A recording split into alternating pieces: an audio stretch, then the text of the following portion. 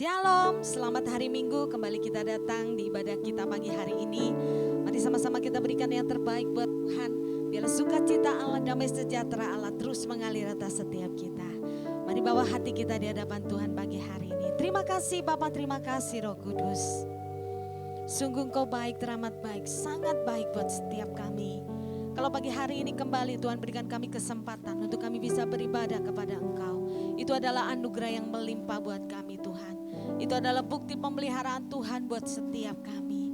Biarlah pagi hari ini Bapa, kami mempersembahkan penyembahan kami. Kami mempersembahkan seluruh kehidupan kami hanya untuk Engkau. Terus bekerjalah atas hidup kami. Hanya satu tujuan kami, hidup kami ini terus berkenan di hadapan-Mu Bapa. Terima kasih Yesus, terima kasih. Di dalam nama Yesus kami siap untuk tinggikan Engkau. Setiap kita yang sama-sama siap untuk tinggikan Tuhan, katakan amin. Haleluya. Segala puji syukur hanya bagi nama Tuhan.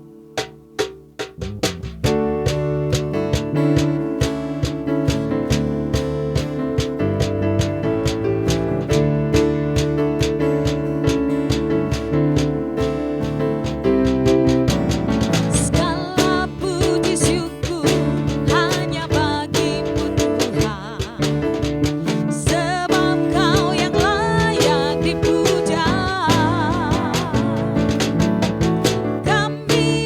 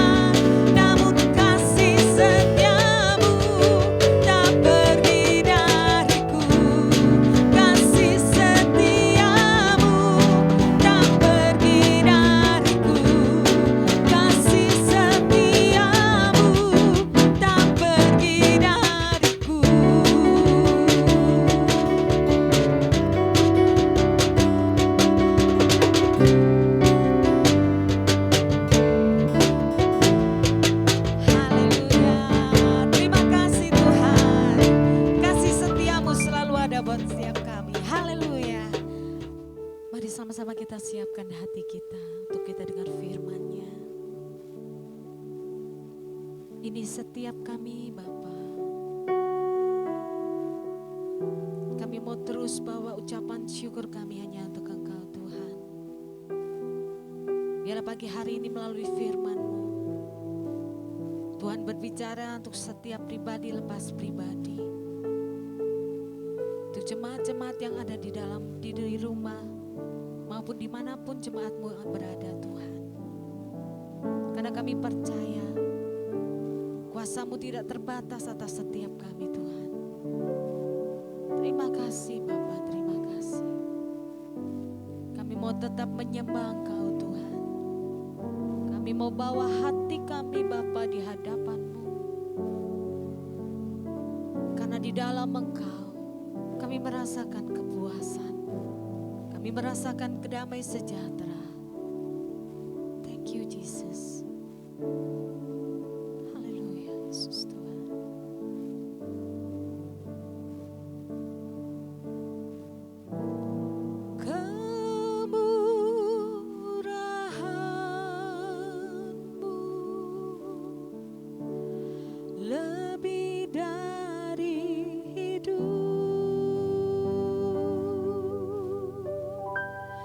Kemurahan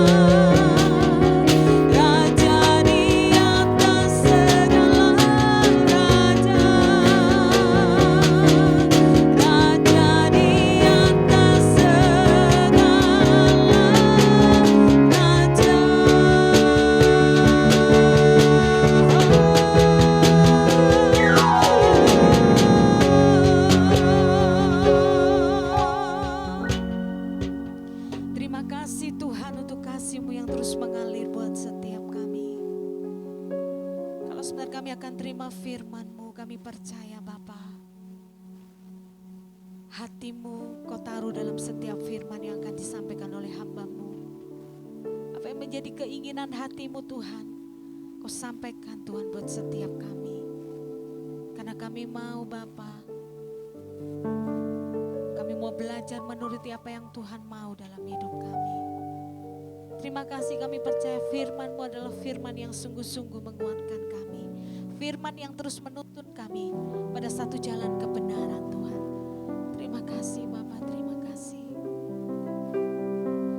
Sebab Engkau-lah satu-satunya kekuatan kami. Terima kasih Bapa, haleluya. Walau seribu rebah di sisiku, Kau tetaplah Allah penolongku. Walau 10.000 rebah di kananku, takkan ku goyah, sebab Yesus sertaku. Walau 1000 rebah di sisiku, Kau tetaplah Allah penolongku. Walau 10.000 rebah di kananku, takkan ku goyah, sebab Yesus sertaku. Sekali lagi katakan, walau 1000 rebah di sisiku, Kau tetaplah Allah penolongku. Walau 10.000 rebah di kananku, takkan ku goyah, sebab Yesus sertaku. Walau 1000 rebah di sisiku, Kau tetaplah Allah penolongku.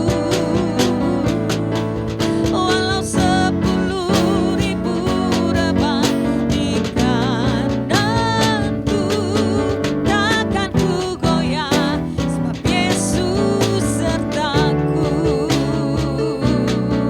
Takkan ku goyah, sebab Yesus sertaku. Takkan ku goyah, sebab Yesus sertaku.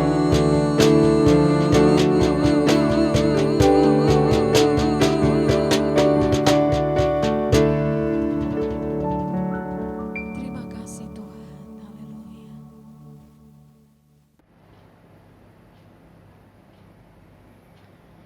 Mari kita berdoa sebelum kita mendengarkan firman Tuhan. Bapa Surgawi, kami bersyukur pagi hari ini karena Engkau Tuhan yang baik atas kehidupan kami, yang sudah menyertai setiap kami, memimpin setiap kami di dalam kehidupan ini. Terima kasih Tuhan buat kesempatan pagi hari ini juga kami akan mendengarkan sebagian dari firman-Mu. Tuhan, urapi setiap kami, hamba-Mu yang menyampaikan, maupun sidang jemaat-Mu yang mendengarkan dimanapun mereka berada. Kiranya pengurapan Tuhan yang sama atas kami semuanya. Tuhan, berfirmanlah, kami siap mendengarkan. Di dalam nama Tuhan Yesus Kristus kami bersyukur dan berdoa. Amin. Salam Bapak Ibu yang Tuhan kasihi. Hari Minggu ini adalah hari yang istimewa bagi kita karena kita masih bisa ibadah walaupun dari rumah masing-masing di masa pandemi ini, dan kita khususnya memperingati Hari Raya Pentakosta. Hari Raya Pentakosta dalam Perjanjian Lama adalah perayaan pengucapan syukur bagi Israel atas hasil panen gandum. Pesta itu dirayakan 7 minggu setelah hari Paskah. Disebut juga dengan hari raya 7 minggu. Tetapi hari raya Pentakosta dalam Perjanjian Baru adalah hari pembaptisan Roh Kudus, yaitu datangnya pribadi Roh Kudus memenuhi murid-murid Tuhan dan orang-orang percaya yang berkumpul di ruang atas di Yerusalem, kira-kira 120 orang banyaknya saat itu. Di dalam Kisah Para Rasul 2 ayat 1 saya bacakan untuk kita. Ketika tiba hari Pentakosta, semua orang percaya berkumpul di satu tempat. Tiba-tiba turunlah dari langit suatu bunyi seperti tiupan angin keras yang memenuhi seluruh rumah di mana mereka duduk. Dan tampaklah kepada mereka lidah-lidah seperti nyala api yang bertebaran dan hinggap pada mereka masing-masing. Maka penuhlah mereka dengan Roh Kudus. Lalu mereka mulai berkata-kata dalam bahasa-bahasa lain seperti yang diberikan oleh Roh Kudus kepada mereka untuk mengatakannya, dan seterusnya. Dikatakan tadi di sini, maka penuhlah mereka dengan Roh Kudus, dengan tanda lidah-lidah seperti nyala api dan berkata-kata dalam bahasa-bahasa lain. Pencurahan Roh Kudus saat itu membawa pertumbuhan rohani dan pelipat gandaan jiwa-jiwa. Jemaat hidup dalam persekutuan yang erat, sehati dan sejiwa, hidup dalam kasih karunia yang melimpah-limpah. Kiranya Roh Kudus yang telah dicurahkan sejak hari Pentakosta di Yerusalem memenuhi setiap kita masing-masing dimanapun Bapak Ibu menyaksikan tayangan ini. Ada 3 maksud pencurahan Roh Kudus. Yang pertama, supaya kita dipenuhi dengan kasih Allah. Dalam Roma pasal yang kelima, ayat yang kelima mengatakan seperti ini. Roma pasal yang kelima, ayat yang kelima. Dan pengharapan tidak mengecewakan, karena kasih Allah telah dicurahkan di dalam hati kita oleh Roh Kudus yang telah dikaruniakan kepada kita. Oleh Roh Kudus, kasih Allah dicurahkan di dalam hati kita, sehingga kita beroleh kasih Allah dan hidup di dalam kasih-Nya. Firman Tuhan berkata, barang siapa tetap berada di dalam kasih, ia tetap berada di dalam Allah dan Allah di dalam dia. Bukti bahwa seseorang hidup dalam kasih dijelaskan di dalam 1 Korintus pasal yang ke-13 ayat yang keempat mulai seperti ini. 1 Korintus 13 ayat yang keempat. Inilah bukti seseorang yang dipenuhi atau hidup di dalam kasih. Kasih itu sabar, kasih itu murah hati, ia tidak cemburu, ia tidak memegahkan diri dan tidak sombong. Ia tidak melakukan yang tidak sopan dan tidak mencari keuntungan diri sendiri. Ia tidak pemarah dan tidak menyimpan kesalahan orang lain. Ia tidak bersukacita karena ketidakadilan, tetapi ia bersukacita karena kebenaran. Ia menutupi segala sesuatu, percaya segala sesuatu, mengharapkan segala sesuatu, sabar menanggung segala sesuatu. Mari kita hidup di dalam kasih Tuhan. Mari kita mengasihi Tuhan dengan segenap hati kita, dengan segenap jiwa kita, dengan segenap kekuatan dan akal budi kita. Dan juga Tuhan mengajarkan kita supaya kita mengasihi sesama manusia seperti diri kita sendiri. Dan inilah tanda dan bukti yang harus kita hidupi sebagai anak-anak Tuhan, yang dipenuhi dengan Roh Kudus, yang dipenuhi dengan kasih Tuhan, untuk dia dapat hidup dengan sabar, hidup dengan murah hati. Ia tidak cemburu, ia tidak memegahkan diri dan tidak sombong, tidak melakukan yang tidak sopan dan mencari keuntungan diri sendiri. Ia tidak pemarah dan tidak menyimpan kesalahan orang lain. Dan ia juga tidak bersuka cita karena ketidakadilan, tetapi karena kebenaran. Ia dapat menutupi sesuatu, percaya dan mengharapkan segala sesuatu, sabar menanggung segala sesuatu. Lalu yang kedua, maksud pencurahan Roh Kudus adalah supaya kita dipenuhi dengan kebenaran Kristus. Yohanes pasal yang ke-16 mengatakan,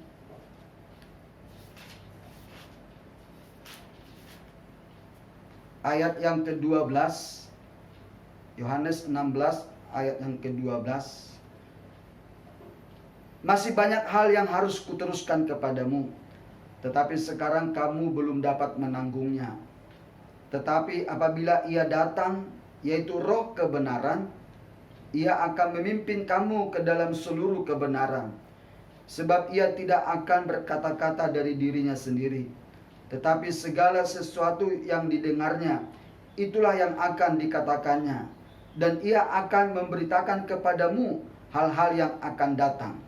Ia akan memuliakan aku, sebab ia akan memberitakan kepadamu apa yang diterimanya daripadaku.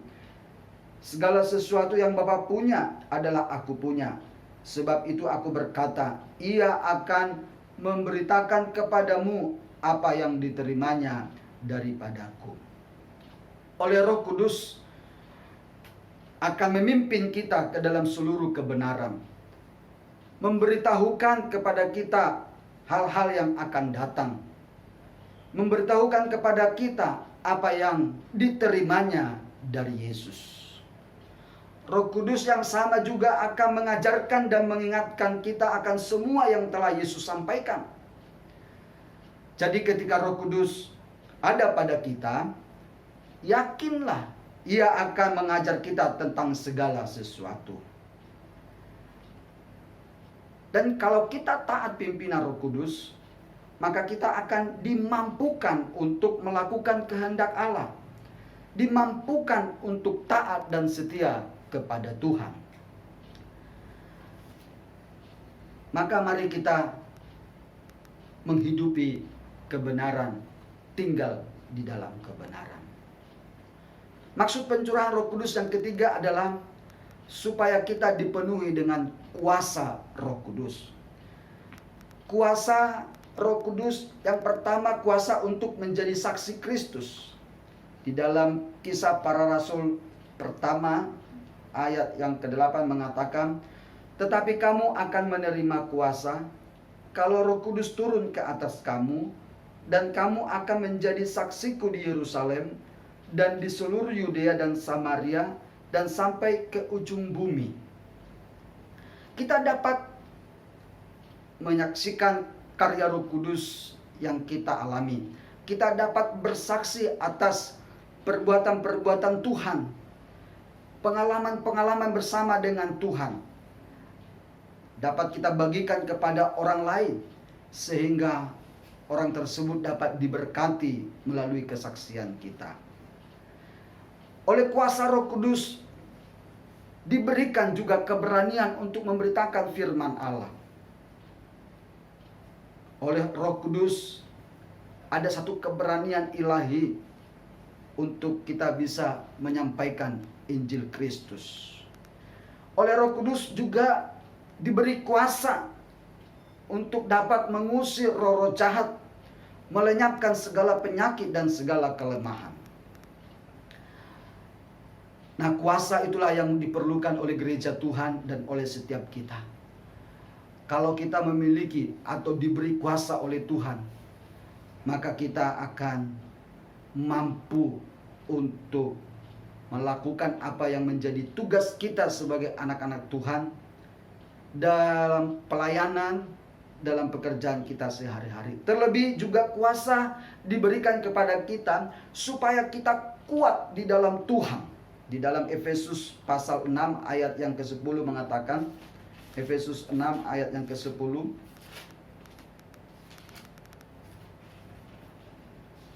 saya bacakan untuk kita.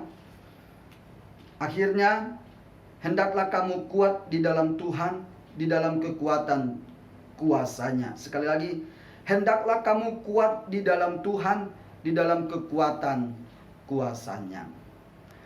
Hari-hari ini, dalam situasi pandemi ini, kita perlu stamina yang kuat. Kuat secara rohani, kuat secara jasmani. Kuat dalam roh, jiwa, dan tubuh kita. Kita harus kuat dan mampu menghadapi setiap ujian dan tantangan kehidupan ini. Mari, andalkan Tuhan. Minta tuntunan Roh Kudus. Teruslah percaya dan berharap pada Tuhan. Yakinlah Tuhan akan memampukan kita. Seperti Paulus berkata di dalam Filipi 4 ayat yang ke-13, segala perkara dapat kutanggung di dalam Dia yang memberikan kekuatan kepadaku. Bapak Ibu Saudara yang Tuhan kasihi, ketika Roh Kudus memenuhi hidup kita, maka kita juga dipenuhi dengan kasih, kebenaran, dan kuasa Tuhan. Mari kita bertanya kepada diri kita sendiri, apakah kita sudah menghidupi kasih, kebenaran, dan kuasa Tuhan? Kita yang dapat bisa menjawabnya masing-masing. Apakah kita di dalam kekristenan kita, dalam pengiringan kita akan Tuhan, kita sudah menghidupi kasih, kebenaran, dan kuasa Tuhan? Kitalah yang menjawabnya. Di hari peringatan Pentakosta ini, mari kita rindukan, buka hati, dan kita berdoa, minta kepada Bapa di dalam nama Tuhan Yesus Kristus, supaya kita dipenuhi dengan Roh Kudus. Supaya Roh Kudus itu tinggal diam di dalam diri kita, dan Dia menyertai, memimpin setiap langkah kehidupan kita. Bapak Ibu yang Tuhan kasihi, di hari Pentakosta yang kita peringati hari ini, saya mau menyampaikan ada 3 nasihat firman Tuhan.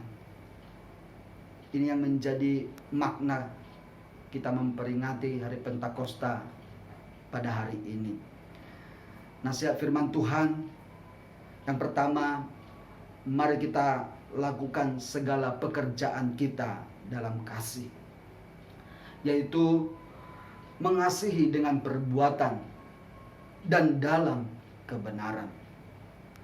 Karena ada orang mengasihi dengan motivasi yang salah. Ada cara orang mengasihi atau memberi dengan cara yang tidak benar, dengan motivasi yang benar. Tetapi Tuhan mengingatkan kita, lakukanlah segala pekerjaanmu dalam kasih dan dalam kebenaran. Apapun yang saudara lakukan, lakukanlah dengan kebaikan dan kasih Allah. Yang kedua, bagaimana kita memaknai hari Pentakosta ini? Pesan Tuhan, peliharalah harta yang indah yang telah dipercayakan kepada kita oleh Roh Kudus yang diam di dalam kita. Apa itu harta yang indah? Dalam terjemahan lain menyebutkan, jagalah kebenaran yang sudah diberikan kepadamu dengan pertolongan Roh Kudus yang hidup di dalam kita. Harta yang indah adalah kebenaran firman Tuhan. Maka bagi orang yang memelihara kebenaran, menjaga kebenaran, menghidupi kebenaran, maka ia akan hidup dalam rencana, dalam kehendak Tuhan. Karena dia berpegang pada prinsip-prinsip kebenaran, maka dalam tindakan dan perkataan dan dalam seluruh kehidupannya akan diwarnai dengan kebenaran firman Tuhan. Pesan yang ketiga, mari miliki kesaksian hidup di dalam kebenaran, ketulusan, dan kemurnian. Hidup dalam kebenaran, ketulusan, dan kemurnian yang tercermin melalui perkataan, perbuatan, serta sikap hati kita di hadapan Tuhan dan terhadap sesama. Bapak Ibu Saudara yang Tuhan kasihi, mari kita menghargai, menghormati, mensyukuri, memelihara anugerah Allah yang telah dicurahkan ke dalam hati kita, yaitu Roh Kudus. Rasul Paulus mengingatkan kita, janganlah kamu mendukakan Roh Kudus Allah yang telah memeteraikan kamu menjelang hari penyelamatan. Pada hari ini, mari kita tidak hanya sekedar memperingati hari Pentakosta, tapi biarlah Pentakosta ini kembali menyala, berkobar di dalam hati kita. Biarlah kita terus merindukan akan dipenuhi setiap hari, setiap saat akan Roh Kudus. Roh Kudus itulah yang berdaulat, berkuasa, memerintah di dalam kehidupan kita, sehingga kita dapat hidup seturut yang Tuhan mau. Mari kita berdoa. Terima kasih Tuhan, pada pagi hari ini kami sudah membaca dan mendengarkan sebagian dari firman-Mu, mengingatkan kami akan kasih Bapa yang luar biasa, yang telah mencurahkan Roh Kudus buat setiap kami. Roh Kudus sebagai pribadi penolong, penghibur yang menyertai setiap kami. Tuhan, kami rindu, kami minta kepadamu ya Tuhan, penuhi kami Tuhan. Kami rindu, kami buka hati kami untuk Roh Tuhan masuk dan berkuasa memerintah di dalam kehidupan kami. Terima kasih Bapa Surgawi. Kami rindu tuntunan Tuhan, pimpinan Tuhan di dalam kehidupan kami, dalam menjalani hari-hari kami ya Tuhan. Dan kami percaya pertolongan Roh Kudus yang menolong setiap kami untuk dapat hidup seturut yang Tuhan mau, hidup dalam kekudusan, hidup dalam melakukan kehendak Bapa. Kami serahkan roh, jiwa, tubuh kami di dalam tangan Tuhan. Kiranya Tuhan yang memberkati kami, Tuhan yang memuaskan kami dengan kebenaran, damai sejahtera, dan sukacita. Terima kasih Tuhan, terima kasih Tuhan. Meteraikan firman-Mu dalam hati kami masing-masing. Dan pengurapan dari tempat yang maha tinggi turun atas setiap kami yang menyaksikan tayangan ini. Tuhan, kami berdoa dan serahkan juga pemerintah kami dalam menangani pandemi ini. Tuhan taruh hikmat, kemampuan kepada mereka. Berkati pemerintahan kami baik dari pusat sampai di daerah. Tuhan, kami serahkan juga sidang jemaat-Mu dimanapun berada, dan khususnya yang menyaksikan tayangan ini. Kiranya Tuhan memberkati mereka, Tuhan yang melawat setiap mereka. Tuhan memberkati keluarga dalam kebutuhan mereka setiap hari. Tuhan memberikan kekuatan dan kesehatan buat setiap jemaat-Mu ya Tuhan. Terima kasih Bapakku di surga. Tuhan, pada akhir ibadah kami ini, kami minta kiranya Tuhan yang memberkati kami semuanya. Haleluya. Kiranya anugerah dari Allah Bapa kita, kasih karunia dari Tuhan Yesus Kristus, dan persekutuan Roh Kudus yang menyertai kita dari sekarang sampai selama-lamanya. Di dalam nama Tuhan Yesus, mari kita katakan amin. Tuhan Yesus memberkati. Puji Tuhan, kita diberkati oleh firman Tuhan yang luar biasa. Mari sebelum kita tutup ibadah, kita pujikan satu pujian untuk kita terus